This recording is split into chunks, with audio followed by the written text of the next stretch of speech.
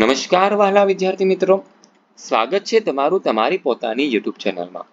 આજના દિવસે આપણે ધોરણ 9ના ગુજરાતી વિષયના પાઠ નંબર 4 ગોપાળ બાપા આ ચેપ્ટરના સ્વાધ્યાયનું સોલ્યુશન જોવાના છે. વિદ્યાર્થી મિત્રો, આપણે આ ચેનલમાં ધોરણ 9ના ગુજરાતી વિષયના તમામ પાઠના સોલ્યુશન મુકાઈ ગયા છે, જેની લિંક તમને નીચે ડિસ્ક્રિપ્શનમાંથી મળી જશે. ત્યાં જઈને તમે તેને જોઈ શકશો. જોઈએ આપણે આ ચેપ્ટરના પ્રશ્ન નંબર 1નું. પ્રશ્નની નીચે આપેલા વિકલ્પમાંથી સાચો વિકલ્પ પસંદ કરી ખરાની નિશાની કરો. પહેલો સવાલ છે, આ તમારી પડખેના દીપડા ન રંજાડે તોય ઘણું છે. આ વાક્ય કોણ બોલે છે? તેનો જવાબ આવશે ઓપ્શન સી, ગોપાળદાસ. બીજો સવાલ છે, મહારાજ સયાજીરાવમાં કઈ શક્તિ હતી? તેનો જવાબ આવશે ઓપ્શન ડી, માણસને પારખવાની. ત્યારબાદ ત્રીજો સવાલ છે, તુલસી શ્યામ જવા આવવાના માર્ગે શિવાલય કોણે બંધાવ્યું હતું? તેનો જવાબ આવશે ઓપ્શન બી, પેશવા સરકારે. ચોથો સવાલ છે, ગોપાળ બાપા શાનો વેપાર કરવા ઈચ્છતા હતા? જવાબ આવશે ઓપ્શન ડી, હરિનામનો. પ્રશ્ન નંબર 2 જોઈએ, કારણ આપો. પહેલો સવાલ છે, ગોપાળ બાપાએ શિવાલયની પૂજા કરવાની શા માટે ના પાડી દીધી? જવાબ આવશે, ગોપાળ બાપાએ શિવાલયની પૂજા કરવાની ના પાડી દીધી કારણ કે તેઓ એમ માનતા હતા કે આપણે સૌ મૂર્તિઓ જ છીએ. આ મૂર્તિઓને રહેવાની જગ્યા નથી મળતી, ત્યાં વળી પથ્થરની મૂર્તિઓને ક્યાં પધરાવવી? ત્યારબાદ બીજો સવાલ છે, ગોપાળ બાપા શિંગોડા નદીને કોતરો ખરીદવા ઈચ્છતા હતા કારણ કે? તેનો જવાબ આવશે, ગોપાળ બાપા શિંગોડા નદીને કોતરોની જમીન ખરીદવા ઈચ્છતા હતા કારણ કે એ કોતરોનું તળ સાચું છે. એની અંદરના ગળામાં પાણીની ધરા ભરેલા હોય છે.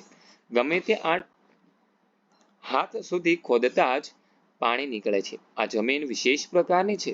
એ શિંગોડાના મારને કોઈ પણ રીતે રોકીએ તો આ કોતરમાં બનારસી લંગડો પાકે અને ગરીબોના અમરફળ જેવા બોર ઢગલે ઢગલા ઉતરે તેમ છે. ત્યારબાદ પ્રશ્ન નંબર 3 જોઈએ, નીચેના પ્રશ્નોના 7-8 લીટીમાં ઉત્તર લખો. પહેલો સવાલ છે, પાઠને આધારે સયાજીરાવ ગાયકવાડ વિશે 7-8 વાક્યો લખો. તેનો જવાબ આવશે, સયાજીરાવ ગાયકવાડ ગોપાળ બાપા સાથે વાતો કરતા કરતા ચાલતા હતા ત્યારે જ સયાજીરાવ ગાયકવાડે ગોપાળ બાપાને પારખી લીધા હતા. ગોપાળ બાપા પ્રામાણિક અને નિષ્ઠાવાન છે એમ જાણી સયાજીરાવ ગાયકવાડે એમને કોતરની જમીન લખી આપી. ઉપરાંત ખેતી ખાતા તરફથી મદદની ખાતરી આપી. ગોપાળ બાપાએ અપુજ મંદિરનો બંદોબસ્ત કરવાની ના પાડી દેખાય તો પણ તેમને એ વાતનું માઠું નથી લાગતું, પણ મૂર્તિને નામે ત્યાં સૌને આશરો મળે એવું સૂચન કરે છે. એમાં સયાજીરાવની વિનમ્રતા દેખાય છે.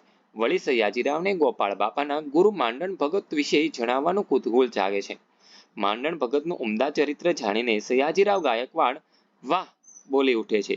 આમ સયાજીરાવ ગાયકવાડ કેવળ માણસ પારખું જ નહીં પણ ઉદાર, નમ્ર તેમજ પ્રજાનું ભલું કરનાર રાજપુરુષ હતા. બીજો સવાલ છે, ગોપાળ બાપાનું પાત્રાલેખન કરો. તેનો જવાબ આવશે, ગોપાળ બાપા નિષ્ઠાવાન અને નિડર પુરુષ હતા. સયાજીરાવ ગાયકવાડ સાથે વાતચીત દરમિયાન એમની અમાન્ય રાખે છે, પણ પોતાના વિચારોને એ નિડરતાથી સયાજીરાવ પાસે રજૂ કરે છે. ગોપાળ બાપાએ સયાજીરાવને સૂચન કર્યું કે કોતરોની જમીન પર શિંગોડાના મારને રોકી શકાય તો ત્યાં બનારસી લંગડો, કેરી અને ગરીબો માટે અમરફળ જેવા બોર ઢગલે ઢગલા ઉતરે. એમના આ સૂચનમાં એમનું ખેતી વિષયક જ્ઞાન અને ગરીબોનું ભલું કરવાની ભાવના દેખાય છે. તમારી પડખેના દીપડા ન રંજાડે તોય ઘણું છે એમ નિડરતાથી સયાજીરાવને તે કહી પણ દે છે. પૂજાનો બંદોબસ્ત કરવા સંબંધી સયાજીરાવના સૂચનોનો પણ તેઓ વિનમ્રતાથી અસ્વીકાર કરે છે. તો ત્યાં મૂર્તિને નામે સૌને આશરો મળે તેવું કરજો એવા સયાજીરાવના સૂચનોને સહર્ષ વધાવે પણ છે. ગોપાળ બાપા મૈત્રી ધર્મ પણ સારી રીતે નિભાવી જાણે છે. એમાં ક્યાંય દિલચોરી નહીં, ક્યાંય સ્વાર્થ વૃત્તિ નહીં, ક્યાંય બેવફાઈ નહીં. ગુરુ મંડાણ ભારતની આજ્ઞાથી હરિનામનો જ વેપાર કરનાર ગોપાળ બાપા એક નિસ્વાર્થ, પરોપકારી અને સાચા સમાજ સેવક હતા. વિદ્યાર્થી મિત્રો, આ વિડીયો જોયો, સાંભળ્યો અને સમજ્યા તે બદલ આપ સર્વનો ખૂબ ખૂબ આભાર. આવા જ એક નવા વિડીયો સાથે આપણે ફરી મળીશું. ત્યાં સુધી આ વિડીયોની લિંક તમારા મિત્રો અને દોસ્તોને શેર કરજો, જેથી કરીને તેઓ પણ આ સોલ્યુશનનો લાભ લઈ શકે. અને હા વિદ્યાર્થી મિત્રો, આપણી આ ચેનલમાં ધોરણ 9ના ગુજરાતી વિષયના તમામ પાઠના વિડીયોનું સોલ્યુશન મુકાઈ ગયું છે, જેની લિંક તમને નીચે ડિસ્ક્રિપ્શનમાં આપેલી છે, તો તેને તમે નીચે જઈને જોઈ શકો છો. અને આ વિડીયોની પીડીએફની લિંક જોઈતી હોય તો તે પણ તમને નીચે ડિસ્ક્રિપ્શનમાંથી મળી જાય.